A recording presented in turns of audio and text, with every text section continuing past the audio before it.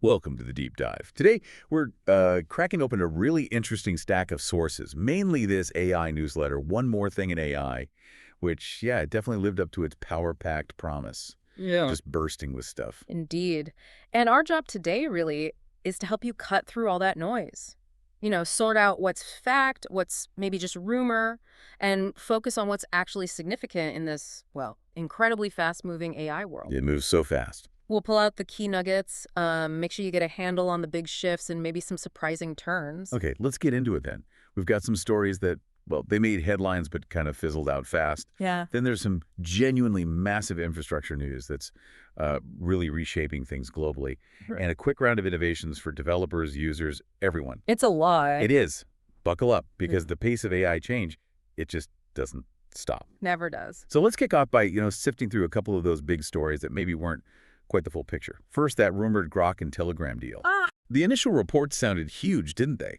Elon Musk's XAI, Pavel Durov's Telegram, a one-year deal, Grok AI integration. And the figures. Telegram supposedly getting $300 million cash in equity from XAI, plus half the revenue from subscriptions sold on the app. Big numbers. Right. But what's fascinating is how quickly that initial buzz just evaporated. Well, exactly. We found out later Elon Musk himself said, nope, no deal signed. And Durov clarified, yeah, it was agreed in principle, but not actually finalized. So as of late May 2025, it's basically still up in the air. No confirmed agreement. And the whole thing, it really throws a spotlight on how crucial data access is for scaling these AI models, doesn't it? Totally. Companies are clearly willing to explore partnerships that maybe on the surface seem a bit odd or even clash with their, core principles. That's the key insight for you listening, I think. If that deal had happened, Grok gets this instant pipeline to Telegram's huge user base, all that chat traffic. Yeah, gold dust for training data. Yeah. Exactly, a massive user base overnight. But then you have Telegram, which is famously all about privacy. So there's this inherent tension. Definitely. It brings up that big question. How do you balance AI's, frankly, insatiable appetite for data with a platform's promise of privacy? Right. Would they have had to relax those data rules? And what would that mean for user trust? That's a big question. It is. Okay, speaking of headlines needing a second look, Right. another story doing the rounds was the UAE apparently offering free GPT Pus to all residents. Yeah. Part of this Stargate UAE project with OpenAI. Right. That one definitely sounded a bit too good to be true from the start, especially given, similar grand promises we've seen elsewhere sometimes. And sure enough, Exactly. Credible sources pretty quickly said, nope, those claims are unconfirmed. The real story, the actual focus is way more strategic. It's about a massive AI infrastructure build-out, deep integration in the UAE's public sector. so not free accounts for everyone. No, nothing like that. Something much more fundamental, much more ambitious, actually. So let's unpack what is really happening there, because it's quite something. U.S. companies are heavily involved in building this Stargate UAE AI campus.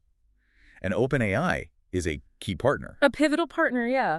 It's being described as one of the largest AI infrastructure projects anywhere outside the U.S. And the scale is just, Yeah, wow. it's staggering. We're talking a 1 gigawatt AI computing cluster.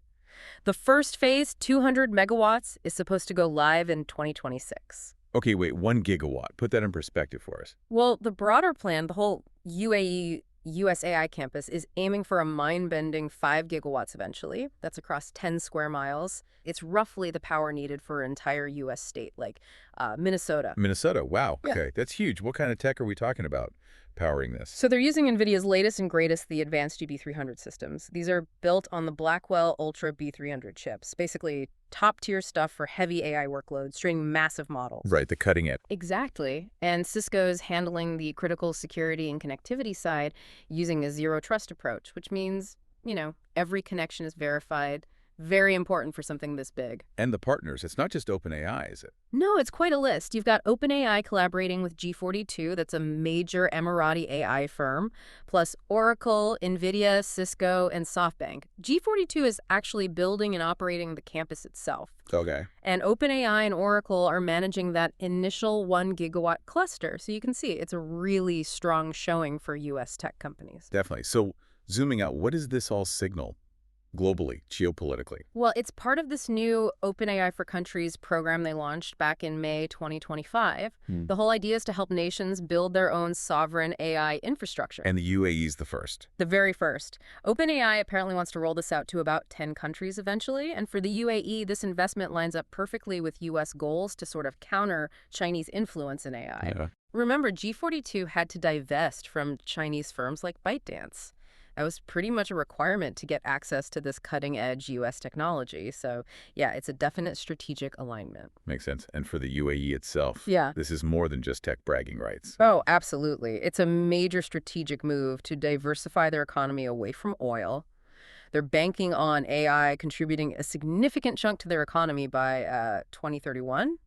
It clearly positions them as maybe the regional AI hub. Okay, fascinating stuff on the big picture front. Let's pivot now from those huge geopolitical infrastructure plays down to tools for the people actually building AI applications. Mistral's new Agents API. Yes, this is interesting because if you've ever tried building an AI agent that does something useful, The headache? it can be, yeah. Stitching together the model, the logic, the tools, the memory, it's complex. Yeah. Mistral basically wants to take away a lot of that friction. So this is really relevant if you're a developer, or honestly, even if you're just curious about how these AI apps get easier to build. Exactly. Instead of making everyone reinvent the wheel, Mistral's offering this sort of all-in-one package. You get a smart orchestration system, you get access to their best models, and built-in tools for things like function calls, searching external knowledge, or even connecting to your own databases. Okay, so break that down. What is this Agents API, practically speaking? It's basically an out-of-the-box framework for agents. It's designed to make deploying those more complex multi-step AI use cases much easier. Things that need to happen in real time. How does it work? You tell it what your agent should do, what tools it's allowed to use, and sort of its general behavior or persona.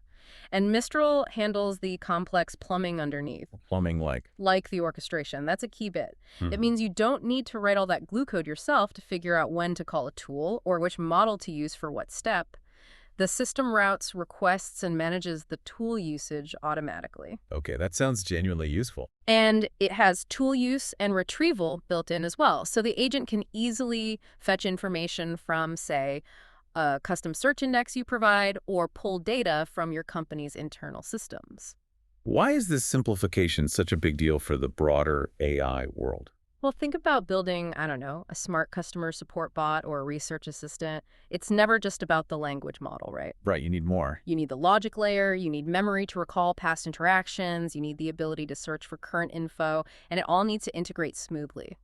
Mistral's basically wrapping a lot of that complexity into one API call. One call does it all. Pretty much. Whether the right action is to call a specific function you defined, answer based on retrieved data, or just continue the conversation using its own knowledge, the API handles deciding and executing that. And it uses their own models. Yeah, powered by their latest open-weight models like Mistral and Mistral Small. It's designed to be easily composable so you can plug in your own custom tools, and it's particularly good for chat interfaces because it manages the conversation history and context for you.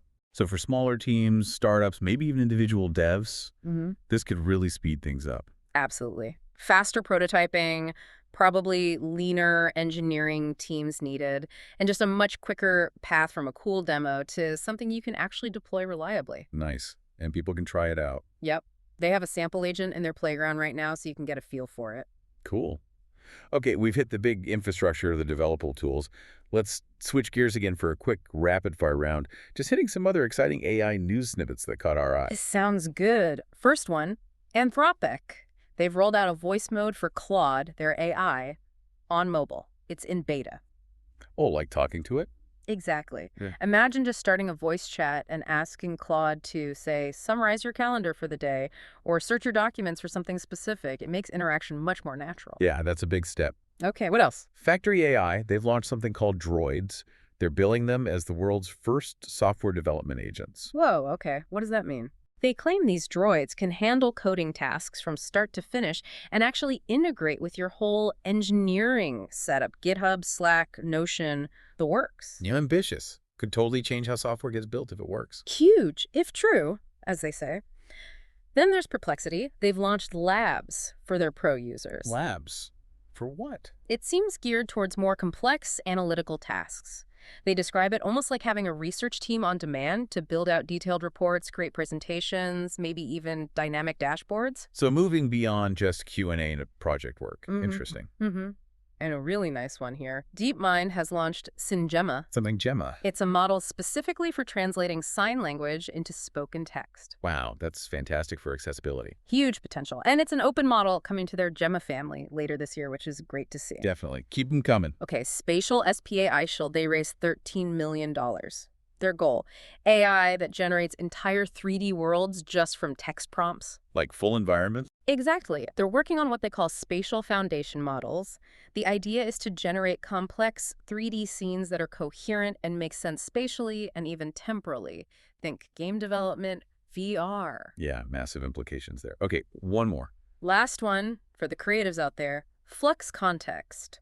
This tool aims to tackle that tricky problem of consistency in AI image generation. Yes. Getting the same character or style across multiple images, it's tough. Right. Flux Context is designed to help maintain that consistency, characters, styles, overall look. It lets you sort of edit with words, making targeted changes without messing up the whole image. That sounds incredibly useful for anyone actually trying to use AI art tools in a real workflow. Could be a big help, yeah. Wow. Okay, what an incredible range we covered today. From, those initial rumors that needed a reality check to genuinely groundbreaking global infrastructure, and then these really practical, innovative tools. It really does underscore the just, furious pace of it all, and how quickly information, correct or not, flies around in the AI space. Absolutely. And the need to really dig in, ask, okay, but what does this actually mean? So what? Behind the headline.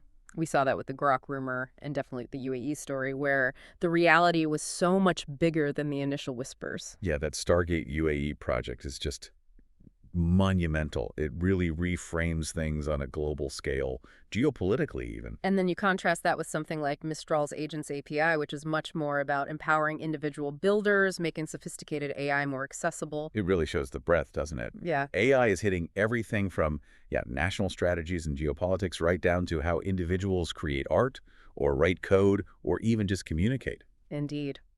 Which I suppose brings us to a final thought for you, the listener. We've talked about these huge state-level infrastructure projects like Stargate and these practical tools making AI easier to build and use. Considering that scale, from the massive down to the individual creator, where do you personally see the most profound shifts happening in, say, the next year or so? How might these developments, these insights we talked about, actually influence your own work, your own field, or maybe just how you think about the future? That's a great question to ponder. Food for thought. And remember, there's always one more thing to learn when it comes to AI. Always. Join us next time for another deep dive.